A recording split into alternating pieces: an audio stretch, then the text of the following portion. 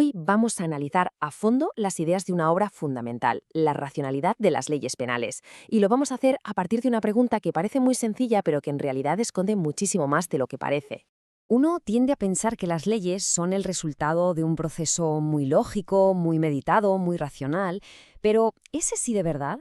El camino desde que surge un problema en la sociedad hasta que acaba convertido en un artículo del Código Penal está lleno de presiones, de intereses y, la verdad, a menudo de muy poca reflexión.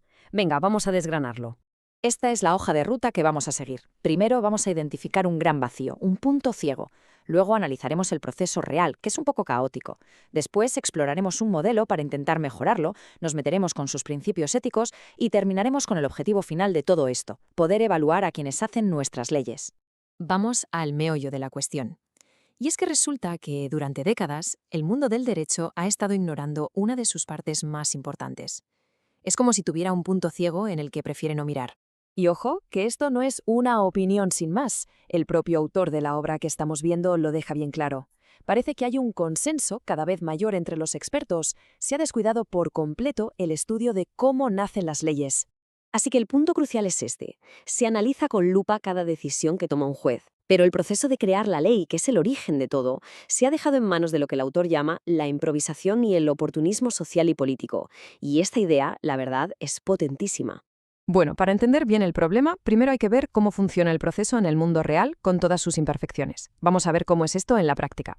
El autor divide el viaje de una ley en tres grandes etapas. La fase prelegislativa, que es donde nace la idea, la legislativa, que ya es el debate en el Parlamento, y la poslegislativa, que sería la evaluación de sus efectos. Pero la clave de todo, lo más interesante, está en la primera fase.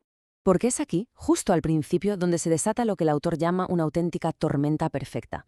Hay alarma social, los medios le dan mucho bombo, la política aprovecha la ocasión y se exige una respuesta rápida, una ley para ayer. Y claro, muchas veces se ignora a los expertos y se legisla en caliente, sin pararse a pensar en si hace falta de verdad o en qué consecuencias va a tener. Vale, hemos descrito el caos. ¿Y ahora qué? ¿Hay alguna forma de poner un poco de orden en todo esto? Pues sí, el autor propone un modelo teórico para intentarlo. Y ojo que la propuesta no es una simple lista de buenas intenciones, es un modelo que analiza la legislación desde dos perspectivas a la vez: cómo es en la realidad y cómo debería ser.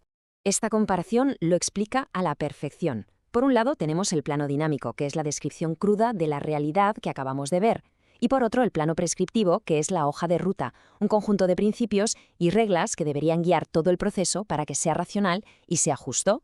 Vamos a meternos ahora en la parte más importante de ese plano prescriptivo, que es su base ética.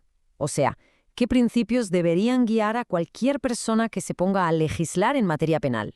Antes de seguir, esta definición es clave. La racionalidad ética no es una filosofía abstracta, es más bien un filtro práctico.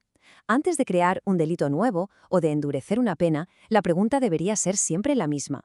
¿Esto cumple con unos mínimos éticos? Este cuadro convierte esa idea en una especie de lista de verificación. Fijaos en las tres columnas. Los principios de protección se preguntan si la ley es realmente necesaria. Por ejemplo, el de lesividad exige que solo se castigue una conducta si de verdad daña a otros. Luego están los principios de responsabilidad, que se centran en la persona que comete el delito. El de culpabilidad es básico. Asegura que solo se pueda castigar a quien actuó con intención o de forma imprudente. Y por último, los principios de sanción, que evalúan el propio castigo. Aquí el de proporcionalidad es clave. Exige que la pena sea equilibrada con la gravedad del delito. Es, en resumen, un filtro ético completo. Y todo este modelo, todo este análisis, nos lleva a una conclusión muy práctica. El objetivo no es solo académico, ni mucho menos. El fin último es poder juzgar la propia ley, no solo si se aprobó siguiendo los pasos formales, sino si la decisión de crearla fue, en sí misma, racional y legítima.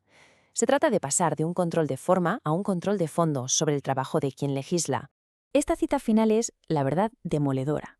Pone el dedo en la llaga de una de las grandes paradojas de nuestro sistema de derecho. Somos extremadamente exigentes con quienes aplican la ley, que son los jueces, pero hemos sido increíblemente permisivos con quienes la crean. Así que, con todo ese marco en mente, la pregunta queda en el aire.